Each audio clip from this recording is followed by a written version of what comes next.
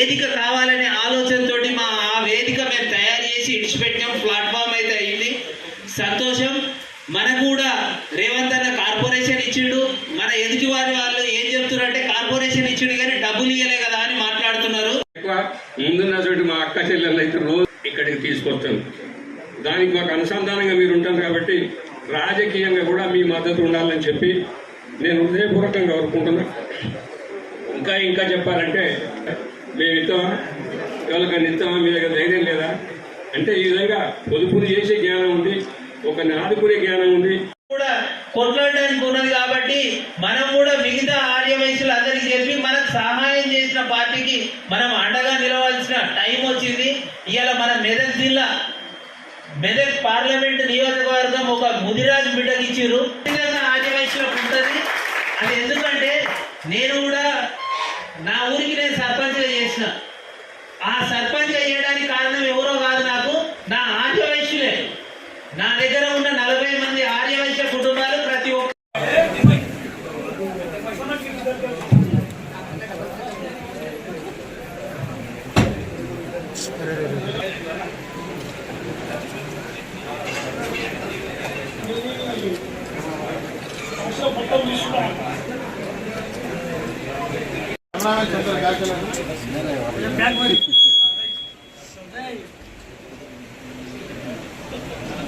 కష్టాలు వచ్చినా ఎన్ని ఇబ్బందులు ఎదురైనా మరి ఇక్కడి నుంచే ప్రాతినిధ్యం వహించి ఎమ్మెల్యే ముఖ్యమంత్రి అయినటువంటి కేసీఆర్కి ధీటుగా నిలబడి పోరాటం చేసిందంటే అది నరసన్నకే సాటి అనేది మనకు అందరికీ తెలుసు.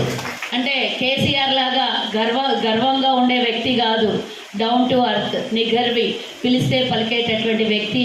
మరి మాజీ ఎమ్మెల్యే ఈరోజు మీ అందరితో కలివిడిగా ఉండి గెలిచినా ఓడినా అది ప్రజలిచ్చే నిర్ణయం తప్పించి మన వ్యక్తిత్వం కోల్పోయేది కాదు అని మరి ఒకసారి ఎక్స్ఎమ్మెల్యే అయిన తర్వాత మరోసారి కూడా కేసీఆర్ మీద పోటీ చేసి ఈరోజు ఆయన ప్రభుత్వాన్ని కూల్చడం లోపల ఆయన వంతు కూడా పాత్ర ఉంది అని. ఎందుకంటే ఒక ప్రభుత్వం పడిపోయింది, ఇక్కడి నుంచే ఎమ్మెల్యే అయినా కూడా ముఖ్యమంత్రి కాలేని పరిస్థితిలో ఈరోజు ప్రభుత్వం పడిపోయింది అంటే డెఫినెట్గా గజ్వేల్ని అందరు తలుచుకుంటారు. అందులో నర్సన్న పేరు కాంగ్రెస్ పార్టీ తరఫున అందరు తలుచుకుంటారు. మరి ఈరోజు నర్సన్ననే కాకుండా మరి ఇందాకనే నర్సన్న చెప్పిండు, మా అబ్బాయికి క్లాస్మేట్ ఆంక్షారెడ్డి. నేను ఎప్పుడో చెప్పిన అన్న పోయినసారి ఎన్నికలకు అప్పుడైతే మిస్ అయింది, ఈసారి ఆంక్షకే టికెట్ ఇప్పి అంటే అవునమ్మా నేను రెడీగా ఉంది కానీ మన ముఖ్యమంత్రినే టికెట్ ఇవ్వలేదు అని అన్నారు. ఈసారి కాదు 28లో పక్కా ఎమ్మెల్యే ఆంక్షారెడ్డి గజ్వేల్ అనేది మనం అందరం ఇప్పటి నుంచే కాంగ్రెస్ యువతను ప్రోత్సహిస్తుంది. మనం చూసినాం కదా 26 ఏళ్ల పిల్లగాడు కూడా మన ఇదే మెదక్ ఉమ్మడి మెదక్ జిల్లాకు సంబంధించినటువంటి రోహిత్ రావు మా అబ్బాయి క్లాస్మేట్. ఆ అబ్బాయి కూడా యువత ఈరోజు ఎమ్మెల్యే అయిండు. ఇట్లా చెప్పుకుంటూ పోతే ఒక 4-5 చిన్న వయసులో కాంగ్రెస్లో ఎమ్మెల్యేలు అయిండ్రు. నెక్స్ట్ ఛాన్స్ మా ఆక్షారెడ్డికే రావాలి అని నేను కోరుకుంటున్నా.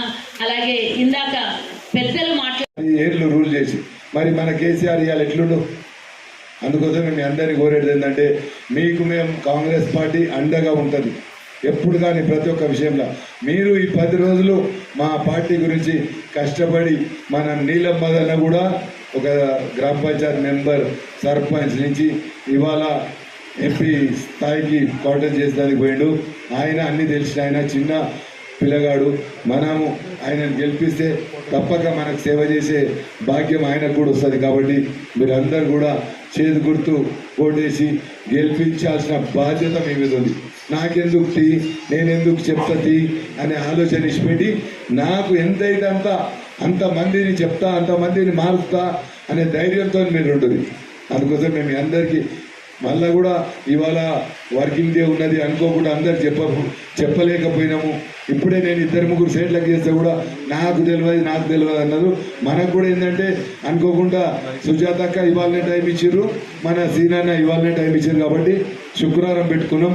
మళ్ళీ మండల్ వైజ్ కూడా పెట్టుకుంటే ఆదివారము మీకు ఎప్పుడు వీలైతే అప్పుడు రాత్రి కూడా మీ దుకాణాలు బంద్ అయినాక కూడా అట్లా కూడా అంటే మేము ఎప్పుడు సిద్ధంగా ఉంటాం. కాబట్టి మీరు అందరూ కూడా ఇక్కడ నుంచి పోయినాక ఈ వారం 10 రోజులు మాతోని ఒక 10 ఓట్లు వేపిస్తామనే తీరుగా మీరు పనిచేయాలని మీ అందరికీ చేతులెత్తి నమస్కరిస్తూ ముగిస్తున్నాను. జై కాంగ్రెస్. సపోర్ట్ చేసి రేపు గెలిపించుకున్నట్టయితే రేవంత్ అన్న గారి గురించి ఈరోజు తెలుసు. ఆయన ఒక్కడే ఈరోజు వెళ్ళి ఈ యొక్క అవినీతి పాలనను అంతమొందించి ఇలా కేసీఆర్ కు డెవలప్మెంట్ లో 10 ఏళ్లలో ఎన్ని పైసలు మన తెలంగాణ పెట్టిరో అంత డెవలప్మెంట్ అయిన పైసలకు ఎక్కువగా ఆ నలుగురు కలవకుండా కుటుంబాలే దోచుకున్న సంగతి కూడా మనందరం గమనిస్తున్నాం. అందుగురించే ప్రజలు వాళ్ళకు చరమగీతం పాడుతున్నారు. రాబో కాలంలో ఇలా కవిత పోయింది. రేపు కేసీఆర్, హరీష్ రావు, కేటీఆర్ కూడా తప్పకుండా, ఎందుకంటే మన సొమ్మే మనం ట్యాక్సులు ముఖ్యంగా వైశ్యులే ఎక్కువ ట్యాక్సులు కడతారు. ప్రతి దాంట్లో బిజినెస్ లో ఉండేదే వైశ్యులు కాబట్టి మన సొమ్మునంతా కూడా ఇలా ప్రభుత్వం ఆ కలవకుండా కుటుంబంలోనే ఉన్నాయి పైసలన్నీ. ఇలా బీద ప్రజలను అందరినీ దోసుకునేది డెవలప్మెంట్ అనేది వాళ్ళు చేసింది కాదు. ఇలా 1200 మంది ఇలా విద్యార్థులు అమరవీరులు అయితే ఇలా తెలంగాణ వచ్చింది.